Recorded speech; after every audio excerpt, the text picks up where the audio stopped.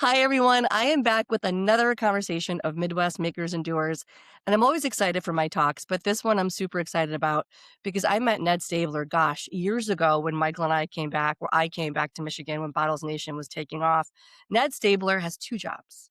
He is the vice president for economic development at Wayne State University, and he is the president and CEO of TechTown. Hi, Ned. Hi, how are you doing? I'm good, and I sometimes don't know how you manage all of the things, so I wanna unpack both.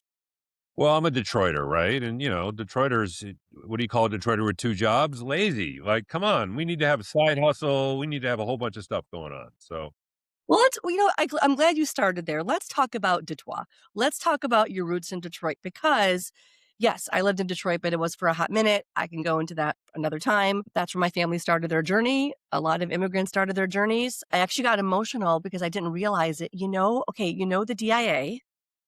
Behind the DIA on Kirby, there's that building that now has a different building. It's like the immigration center or something or other.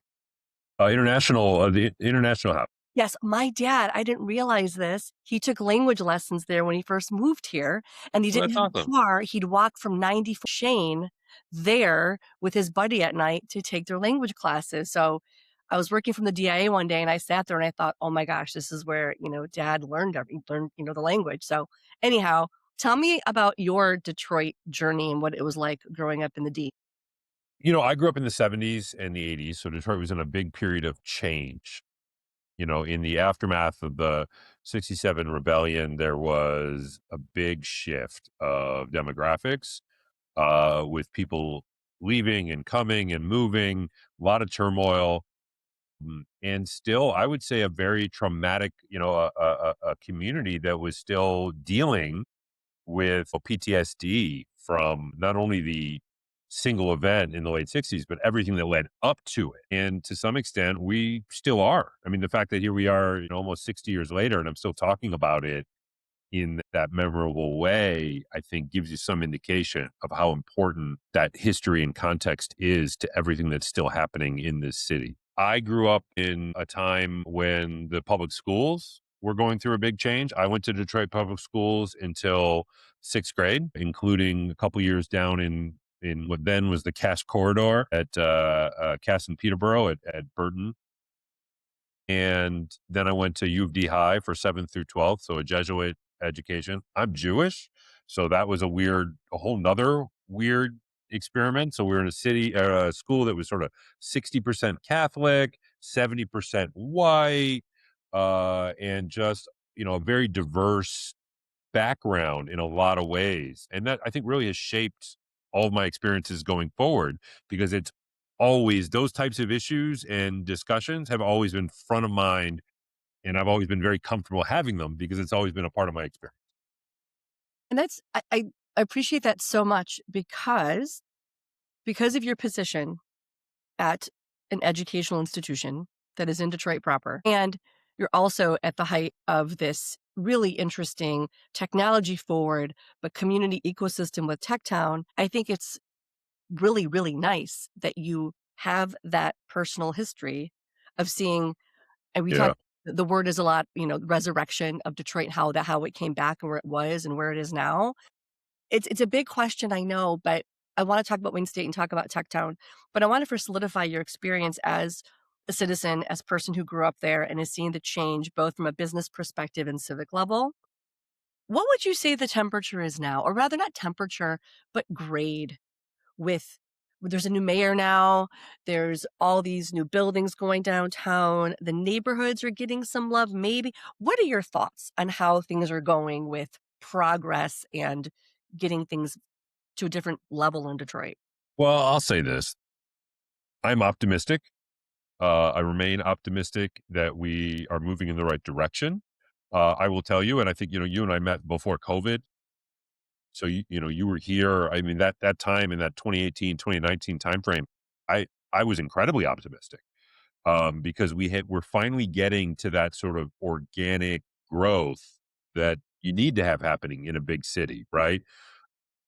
When I first came back into the economic development world in Detroit in sort of the 2010, 11 timeframe, if a new business or restaurant was going to open up somewhere, We knew about it 6 months before. We were talking to the owners and the people that were gonna do it. We were helping them find staff and market and, blah, blah, blah. By 2018, 2019, stuff was happening and people were saying, "Did you go to this place yet? Have you talked to this guy yet?" And I'm like, "Wait, who's that?" "Oh, Yeah. yeah, yeah, yeah. His business, opened up down here 6 months ago. They're doing X, Y, and Z." I hadn't even heard of him, right? It sort of and that's what you want in a city. And then COVID hit and it really smacked us in the face and really put sort of a stall, if you will, on that momentum. And it's only now 4 or 5 years later when we're starting to have, I think, that same level of things happening that organically and with the positive flywheel that we need. I worry because there are some macro factors now. The trade policy coming out of Washington has been absolutely disastrous.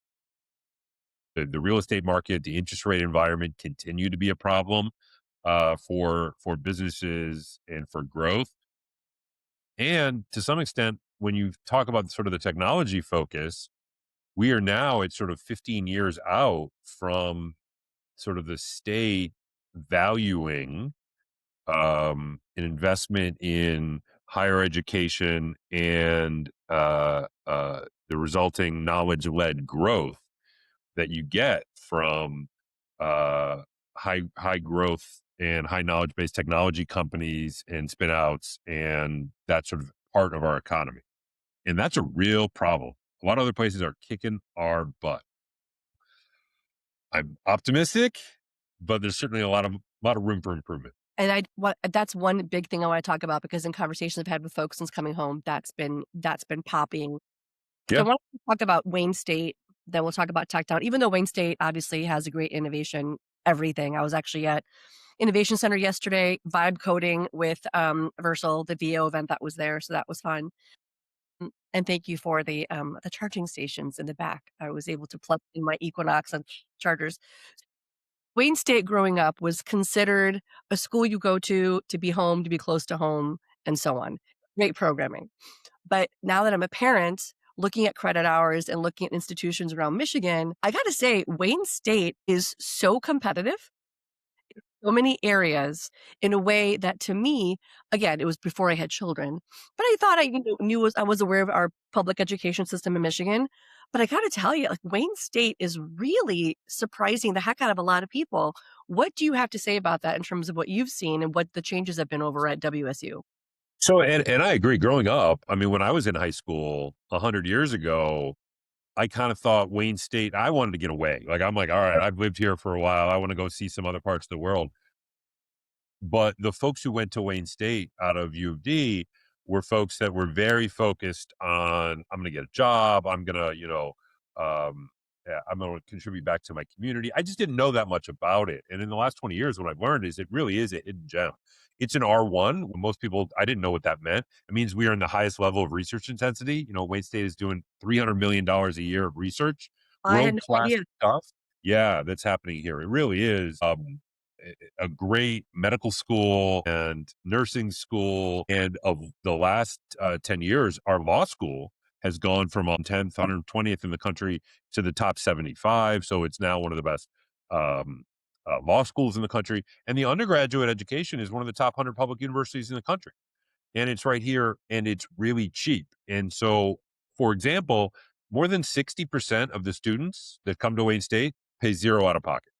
$0 in tuition and fees. You can get a world class, top 100 public research institution education basically for nothing. Okay. And I think that's an important thing for folks to know is it's not just access, which is super important. Everybody needs that college degree, or most people, a lot of people need it, but it's also affordable, effective.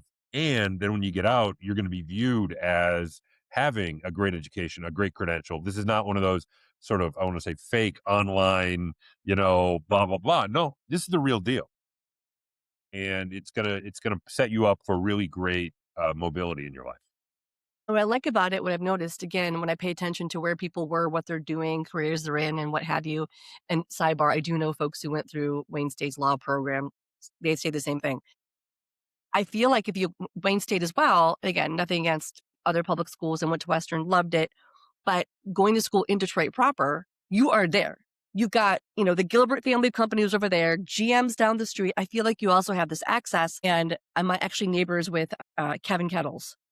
So Yeah, I was just about to bring up the Ilitch School because that our business school, for those of you who don't know, the Mike Ilitch School of Business was intentionally built essentially downtown. I mean, it's right next to the arena at Little Caesars, and obviously with the name Mike Ilitch, it is associated with the Ilitch family and Olympia Development and Little Caesars and entertainment, all that enterprise down there, and it was built there intentionally so it would be closer to the business center. So you want to do your MBA at night, or you are an undergrad or a grad student there working, and you want to work as an intern or in the summer or whatnot at Dan Gilbert's places or General Motors or the Olympia and the Illich and all that. It was there intentionally to be downtown's business school, and it has also improved its rankings, and it's really a great resource, I think, for Detroiters and the business community as well.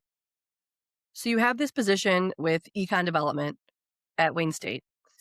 What what keeps you up, and yeah, maybe what keeps you up at night? You talked about being optimistic about things changing, and maybe Yeah. this could be kind of the segue into the tech town discussion.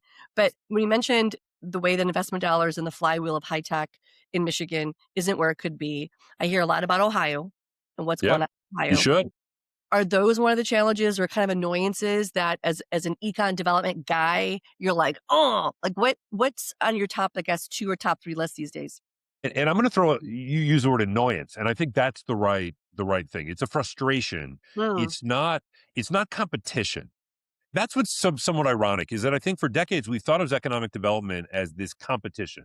All right. mhm, We want to get it's a zero sum game. We're going to get their auto plants, their manufacturing facility. And if we get it here, that means clearly it can't be there. It's not in Indiana or Ohio or Georgia or wherever, right? It is very much a zero sum game. And maybe that's true in 1950 or 1960. As an economist, I'll tell you, it really was never true. It hasn't been true since the 70s, really. And even then, it was already on the way out. But where real economic growth comes is not as part of that zero sum moving deck chairs around on the Titanic kind of game. It's about how are we expanding the pie? Because economic growth is just about that. It is about growth. And the places that are growing are places that have higher levels of more skilled talent. And that means really the single most predictive factor of how your region, whether that's a city, a region, a state, whatever, is growing or is going to grow is the percentage of folks that have a college degree. And the reasoning for that is because those folks are the workforce and the creators of high growth companies. And they really are providing higher wages with higher growth, with higher spin-off multipliers. That is, it's better to be in a neighborhood or a community with higher levels of education and growth, even if you don't have it. Better to mm, be a barista in a college town than a barista out in the boonies somewhere or with lower levels, right? Because your wages are going up and your health is going up, your civic involvement is going up, your lifespan is going up. All of those things are better to be in places that look like that. So, and the beauty of it is it's not zero sum. So if Ohio is growing, mhm. because it means in today's economy, it's not because they have more manufacturing facilities, it's because they have more knowledge based economy. And they can have more knowledge based economy without us losing our knowledge based economy. It's not that old pick up a plant Yeah. and move it here, right?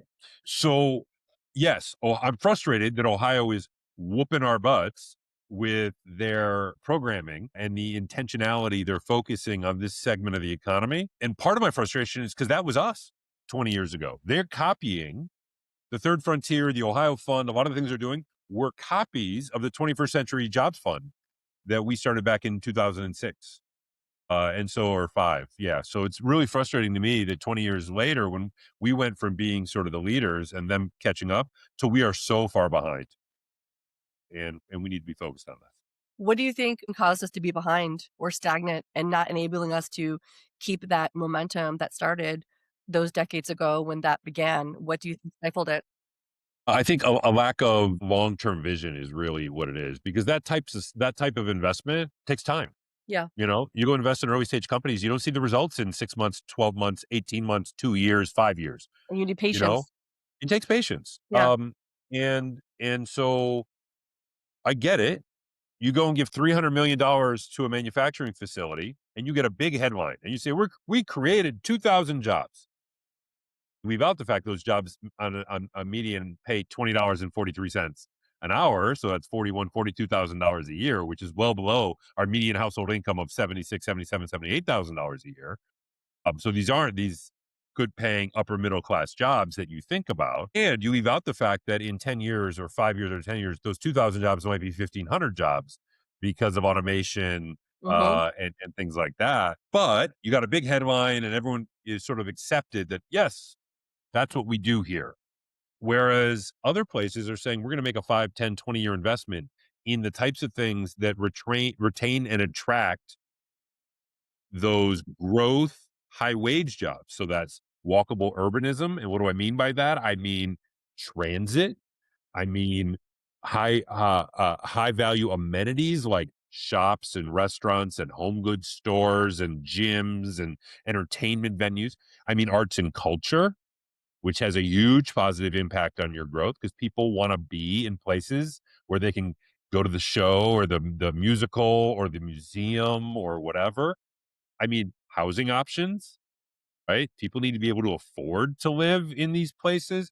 But all of those things, you don't say, okay, we're going to put, you know, 300 million into a community and I'm going to get a big headline and 5,000 jobs and all that. It's not viewed that way. And unfortunately, the places that have been making those long-term investments are reaping the benefits of the reward in these reaping the benefits of those investments in this economy. And we've been stuck in sort of the old model of let's go after a big smokestack. And it's really to our detriment.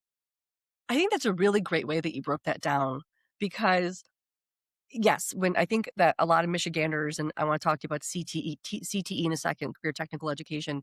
Mm. I think a lot of Michiganders, and think about my relatives or think about where I come from, when they hear, knowledge, like a high knowledge job or knowledge workers, I do think that sometimes because we are the, blue collar Midwesterners, the land of hot dishes and open, all that good stuff. I think that there's sometimes this automatic, sometimes people are triggered with, oh, high end tech jobs. It's not for me.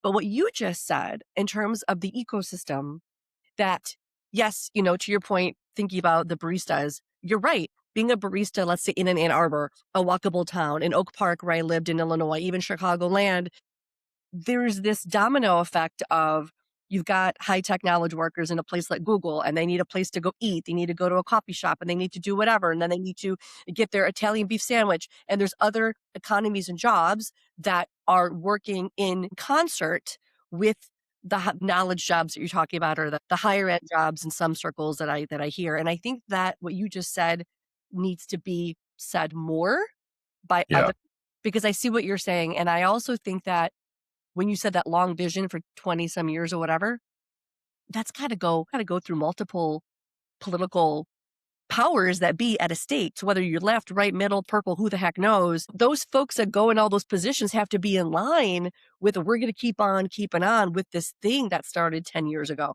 That's tough. Economies don't care. Investors don't care whether it's RD, blue, red, yellow, green, whatever after your name or whatever.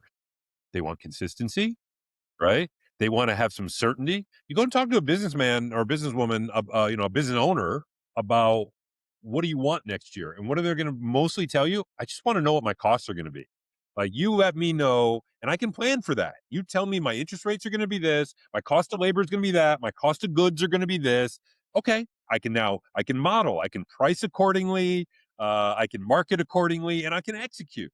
It's the uncertainty that it's going to lead me to say, hold on now. I don't want to invest. I don't want to grow because what if the cost of groceries goes up or wholesale grocery prices went up 40% last year because of tariffs and supply chain and stuff like that. If I'm running a restaurant or, something how do I plan for that? I can't. I'm already in a relatively low margin business and boom, you just smacked me. And now you're saying, am I going to open up another restaurant? I don't know. If it's going to come back off, great, then I will. But if it's not, I want to hold off and wait until I'm more certain.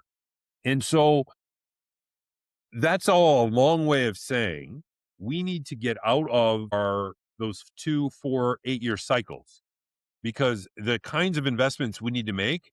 If I said to you tomorrow, all right, B, You win. You're right. We're going to have real regional transit in Detroit.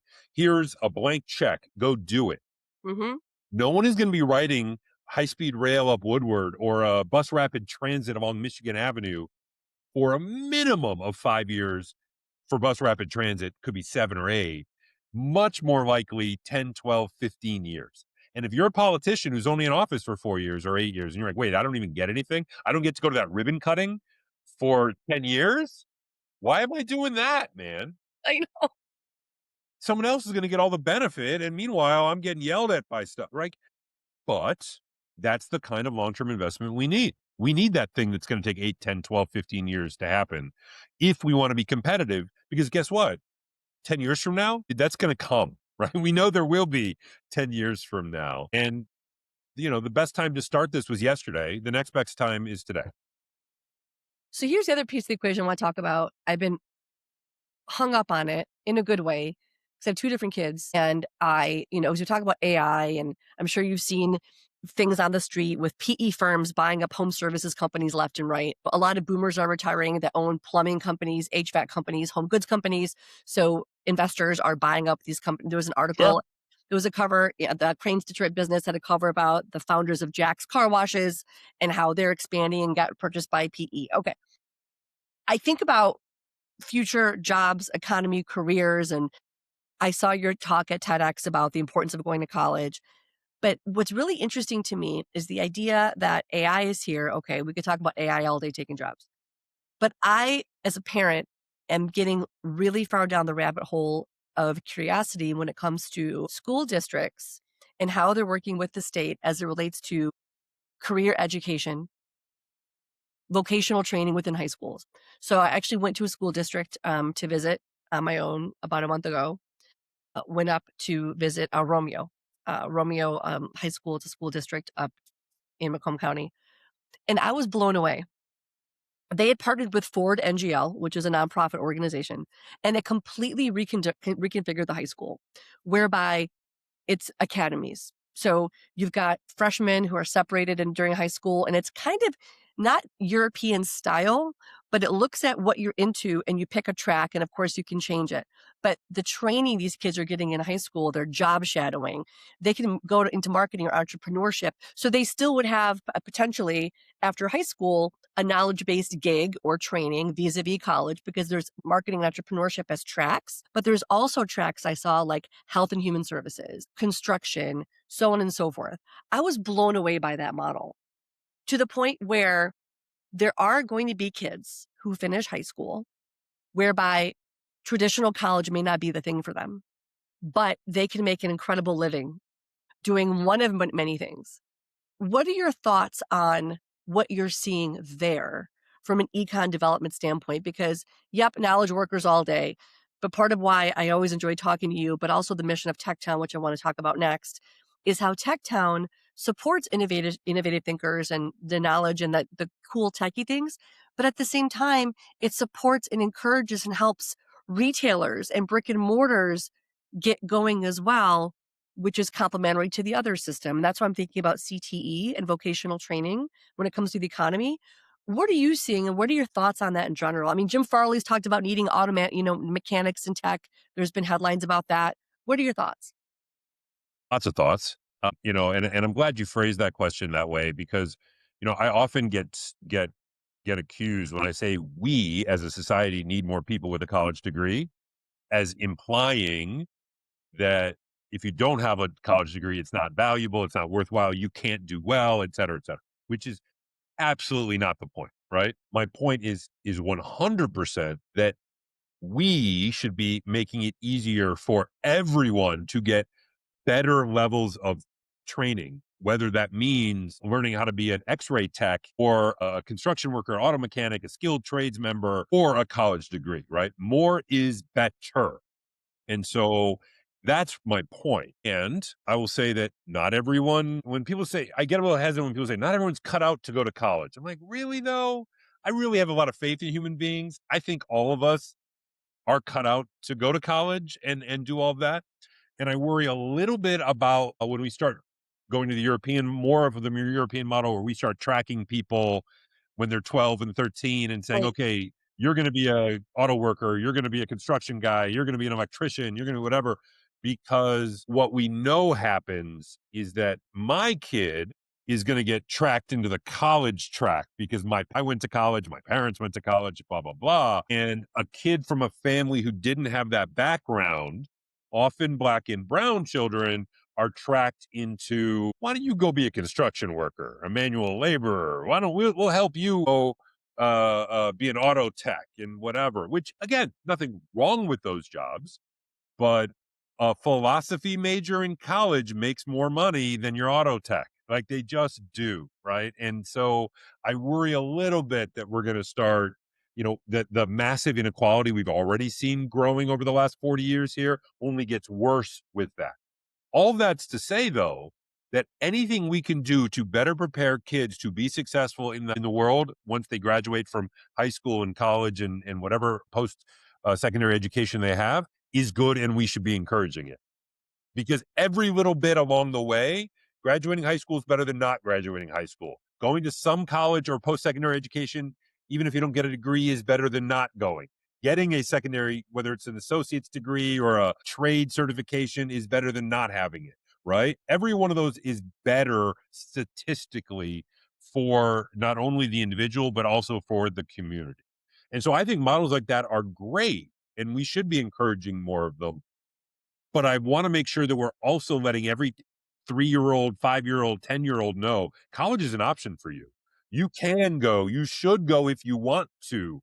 Use the word I love, curiosity. You're curious about this, about that. I continue to believe that those are the skills that we need to be nurturing. Curiosity, communication, critical thinking, collaboration skills. Those are the essential skills in the 21st century, not necessarily science, technology, engineering, and math. Because, and you mentioned AI before, with the advent of AI, and this has always been kind of coming with automation, you don't need to be technical anymore. You don't need to be math and science. Like, just like a calculator made it easier for you to do 4-digit math problems, AI is making it easier for you to code something, I right? yes, and continue, and I know that especially if you get older and you have kids and what have you, I know it's difficult to change or learn something different, but especially with my fellow Gen Xers, I tell them all the time, like, you can build something, you can do something if you want to. You don't have to code per se. Not saying everyone needs to change their jobs, but just to add that skill set to their toolkit. So I appreciate that, and I think you're right. I But the think question is now not, can you do it, right? Because the reality is you're being able to use natural language. Because I don't know a single programming language. The last time I learned one was BASIC, like 40 yep. years ago, a million years ago. But to be able to use natural language, and I made the chatbot for TechTown's website in natural language in half an hour, and it, in AI Studio and Google. But knowing what you want to make, not it's not can you make it, but what do you want to make? What should it look like? What does my customer want? What problem am I solving? That's the critical thinking thing, skills, the collaboration skills. Okay, can we as a team, I'm going to make it while you go out and sell it and you tell me what I want and you make the money and you account for it. The communication skills, like the team build, all that kind of stuff. Those are the essential skills going forward, much more than, the sort of technical stuff. And it's much harder to replace those, to automate those, That's right? a really good point because you have to having the experience of knowing how you wanna build something because you've seen different, UIs before, different experiences, that's huge as it is. But to your point, you're getting to an MVP, something you can stand up to test sooner than before, and then you can save that money essentially and, Mhm. make sure you work out the kinks, get some, that's what I'm doing. I'm building out some things right now, and I'm getting feedback on some betas, some things that I'm building out of utility. And I love that you said, "It's not if you can." You're right. Folks have lately said to me, "Why are you so" I'm always full of energy, but more full of energy. Ned, I keep saying that this era, to me, feels like the days when I was at Orbitz and all these social platforms were coming on, Friendster, MySpace.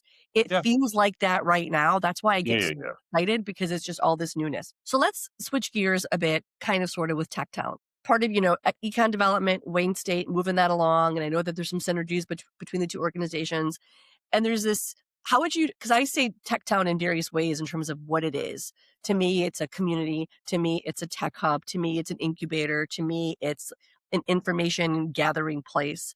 What would you say TechTown is for most folks who So don't know what it is? it's interesting. It's a complicated thing. TechTown's been around for over 20 years. Our legal name is the Wayne State University Research and Technology Park in the city of Detroit, DBA TechTown for obvious reasons. We are I did affiliated. not know that. Yeah. Next time you come over here, look above the door. It literally says Wayne State University Research and Technology Park right above our front door. No one notices that. But we Okay. are a separate 501c3. We're not a part of the university legally and, from that perspective, but we are obviously closely connected and affiliated. But we do stuff for everyone. You don't have to be connected to the university or the Henry Ford Health System or anything to come and work with us. We happily work with everybody. And over the years, it's caused some confusion. People are like, oh, TechTown does that? I thought they did this. Or what is it? Do you have mission creep? Do you know what you do? So this is what we do. We break cycles of intergenerational poverty. We generate equitable community wealth through entrepreneurship. That's it. I don't care whether you're building a mobile app or the next Friendster, don't build the next Friendster, Huh. or you're opening up a restaurant, you're light manufacturing. I don't care if you're, making stuff and selling it on Etsy. We're going to help you do that more effectively, efficiently, and hopefully more profitably to break cycles of intergenerational poverty and generate equitable community wealth. Full stop. All right. Now, within that, we have certain niches, the plural of niche, whatever that is, where we're good at adding value, and that the market has told us there's a demand, Mhm. and that there isn't some other player or group of players that's already solving for that. So in the tech space, we generally work with really early stage folks. He's got an idea for, this new platform to do X, Y, or Z. We're going to help you go through and do the customer discovery. And then nowadays, vibe code or whatever, get your product up and get it in the hands of really early people, users, to see if it's working, if there really is a demand. How do you refine it, build, measure, learn, et cetera, et cetera. And then we're going to hand you off because there are the Invest Detroits and the New Labs and Centropolises that once you're getting rounds of funding, once you're in the hands of customers and your beta testing and whatnot, that are better situated to help you than we are. Now, in the non-tech space, so you want to open up a restaurant or a coffee shop, we're really not going to work with you until you're transactional. So if you come to me and say, I want to open a bakery, and I'm like, cool, where you at? And you say, well, I've got my grandmother's recipes. I'm going to send you over to Prosperous. I'm going to send you over to, Would Have Been Built, one of the other entities around the ecosystem that's going to teach you sort of the business side of it. Now, when you come back and say, okay, I'm popping up at Eastern Market and they love my cookies and my brownies, and I'm ready to open up a permanent location selling my cookies and brownies, and I also want to do sandwiches and croissants. Great. Now you're ready for us. That's the space that the market, really wasn't acting, there wasn't enough support there. And then we've gotten over the last 15 years really good at supporting through our retail boot camp and our coaching up programs and things like that. So that's when you're going to come to us on that. And then to your point, we've got this beautiful facility. We got wet lab space. We've got a great community of nonprofits and sole practitioners and small businesses and larger growing businesses in tech and other spaces that helps to build that entrepreneurial family around you. And so we've got that as well. And then finally, as part of that, we'll do your back office.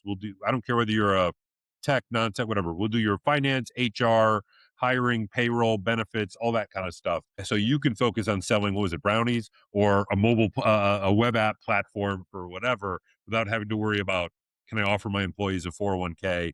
Can I, who's doing my payroll, right? That kind of stuff. So, it's a full like, a one-stop shop for so many ideas and things that people have, but at the same time, I do appreciate that I don't like the word guardrails, but there's certain requirements. So like you said, if you want to open a bakery, don't come to me with just the cookie recipe. Let's see if things are up and running and things are moving along and transactional.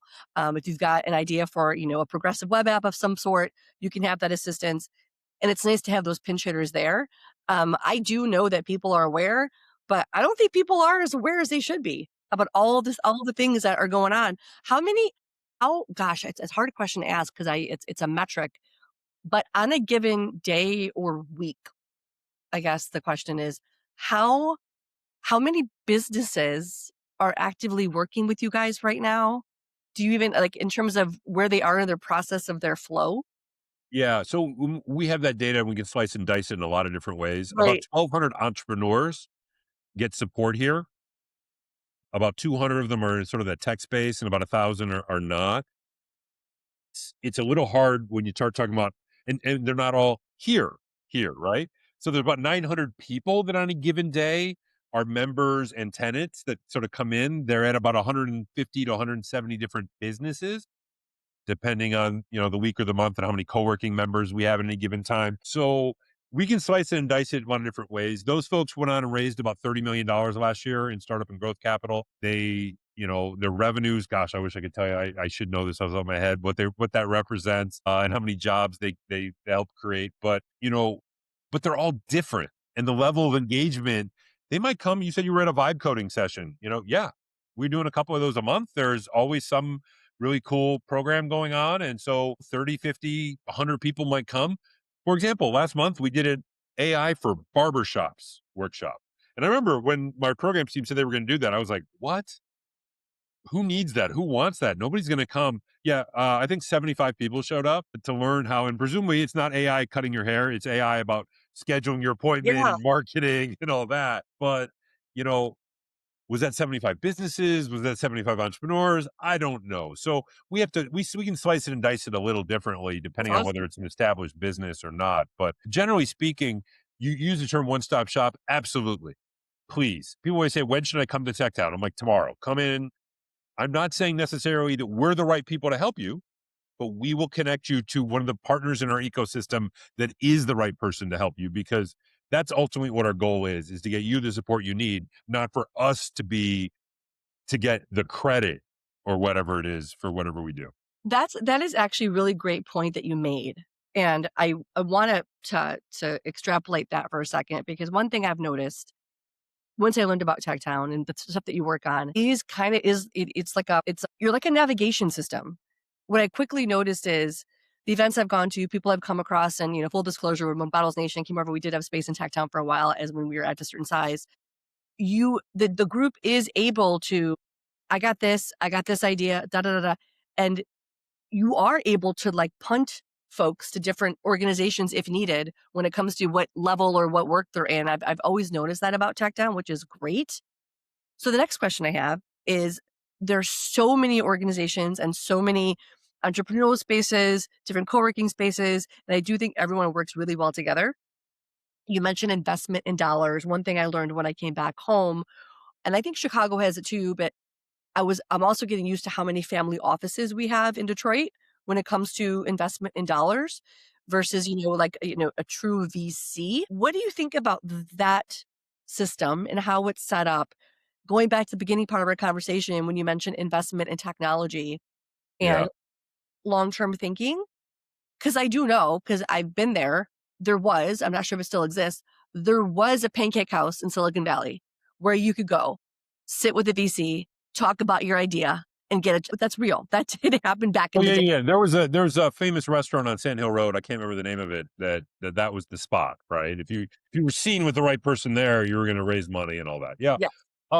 And ultimately, early stage funding continues to be a relationship based business. And it's part of why you see underserved folks who don't have that network and that set of relationships, Mhm. not getting the early stage dollars. Why less than 1% of venture capital in this country goes to Black and brown founders, right? Why female entrepreneurs are underrepresented. And continues to be a significant challenge in places like Detroit that don't have a history and legacy and network of those types of funders.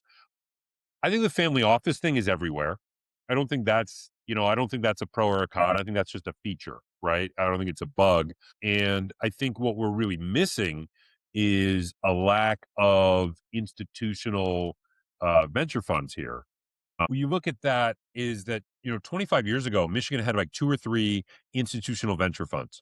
And I'm being very generous with the word institutional there.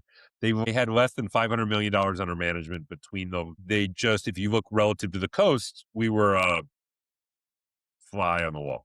Today, the Michigan Venture Capital Association would argue we have 25 or 30 venture funds with 3 or 4 billion under management. I would tell you we have more like 7 to 10 venture funds with 2 billion under management. But the fact that there's a Michigan Venture Capital Association to have that argument with Yeah, is a step in the right direction. yeah.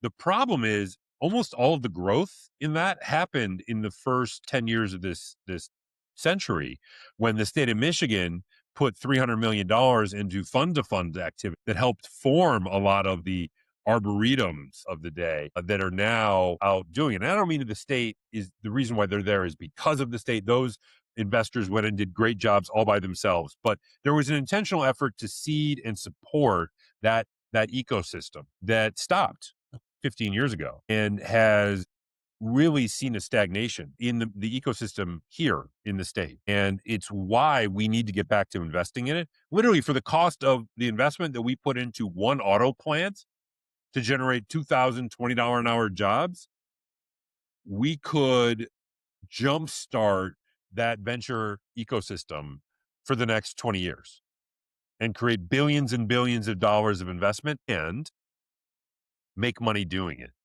That's the crazy part about it, is that first 300 million we put in, in '05, 6 through 10 returned 5 and $600 million back to the state. We're still spending that in, little dribs and drabs as it comes back, as opposed to in a comprehensive strategy on how to move forward. I need to go back and research that fund because I'm so curious now in terms of that Yeah. that stagnation we're experiencing. I am encouraged to one other thing I want to touch on. I love, I drive EVs. I love talking about AVs. I love talking about drones and what's happening with fintech and health. That's all great. But I also know there's this need to keep, the youth in Michigan. Like, when I was a Yeah. boy, brain drain was a big thing. Like, back at that time, guys would go to U of I and gals. They major in computer science at U of I. Woof, they go to California. The folklore back then was always hearing about the YouTube guys who went to U of I, and Andreessen went to U of I and went out west. Okay. So we talk about wanting to keep the youth here in Michigan. And I know that there are really interesting jobs in marketing or creative or what have you with some of these hard tech companies. I was really encouraged, even though it's a small thing, I think it's a big thing. I was encouraged to see what Big Sean and Usher are doing with that influencer entertainment type of area at Michigan Central to have creators and local, influencers and kids just create and do things.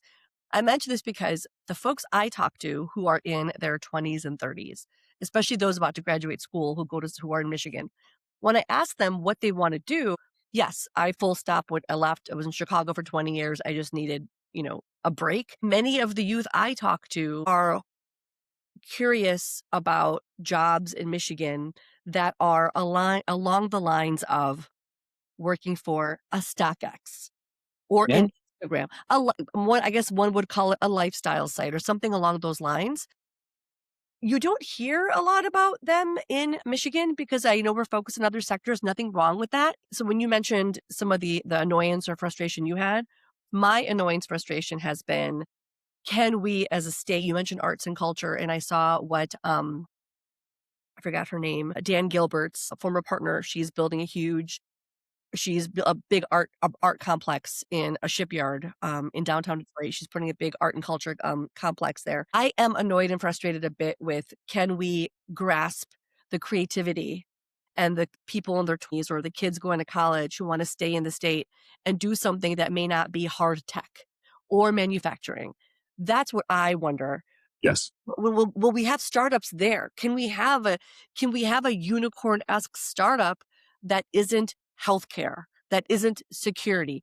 I don't know. I think so, but I don't think our state, and from what I've seen, the investors and the street has heart to pay attention to that as one would health tech or something in hard manufacturing.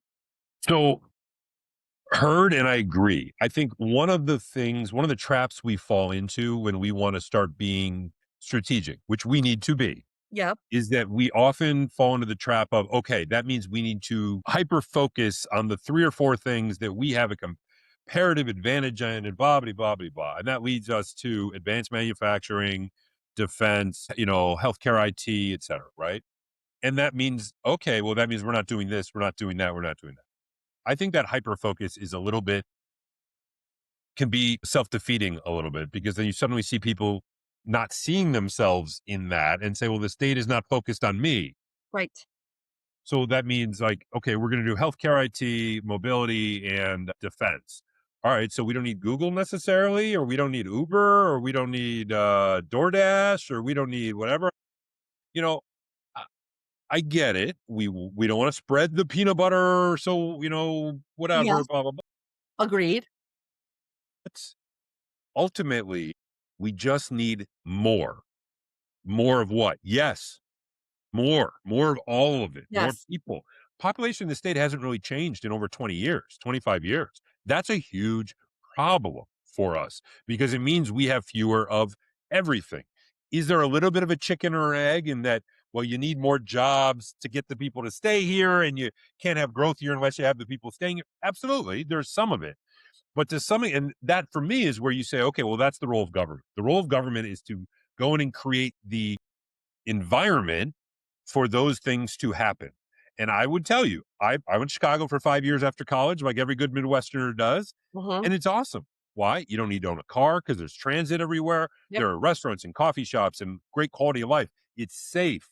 It's clean. It's great arts and culture. And you can walk on the riverfront and blah, blah, blah, blah, blah, and all these great things, right?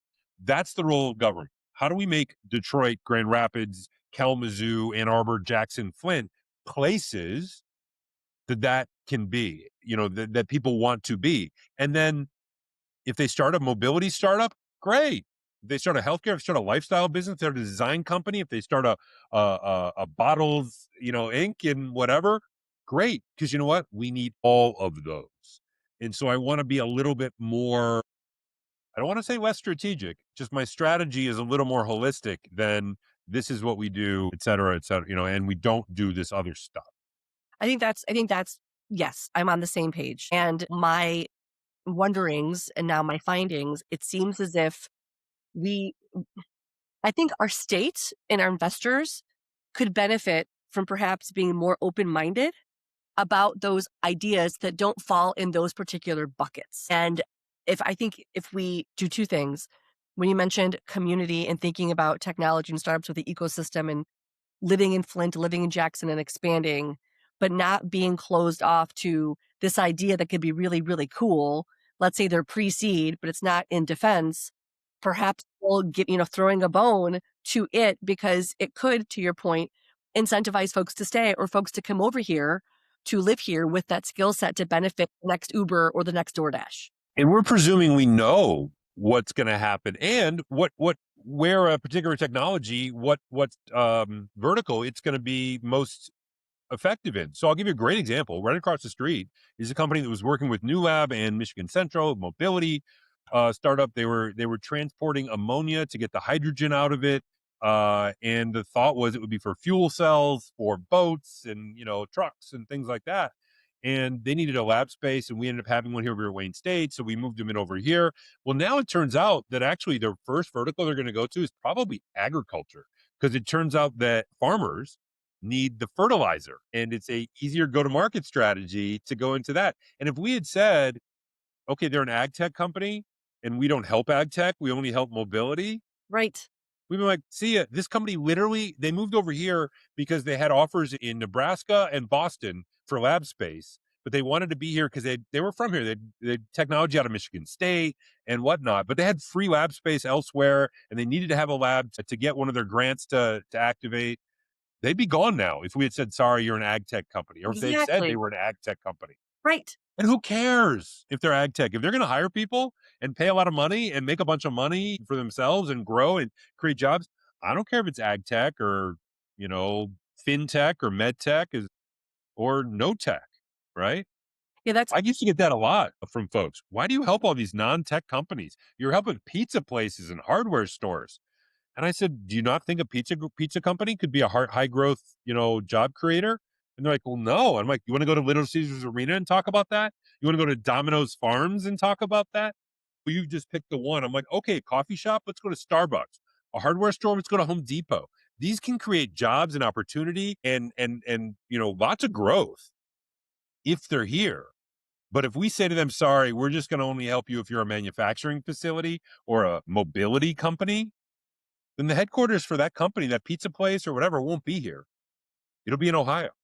Yes, because yes, my mind works in visuals, and I always envision a teeter-totter. I know it sounds cheesy, but the teeter-totter of, on one side, you might have the Google or the defense tech company, but on the other side of the teeter-totter, you've got the up-and-coming entrepreneur, pizza person, sandwich person that these folks are gonna buy from, and the world goes round. So, makes sense. Well, Ned, I wanna thank you for this hour really flew by, holy cow, Sure for did.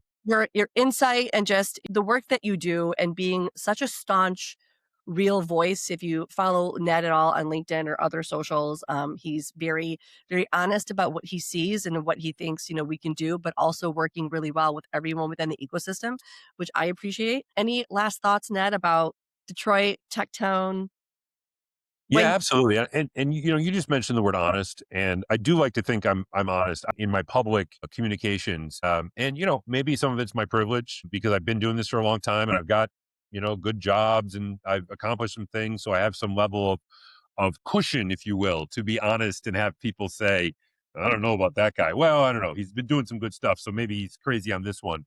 But I really believe that for an ecosystem to grow, for us to grow the pie, it requires all of us to be working together and have a level of trust and honesty with each other that allows us to say, "Hey, B, I think you're wrong about that."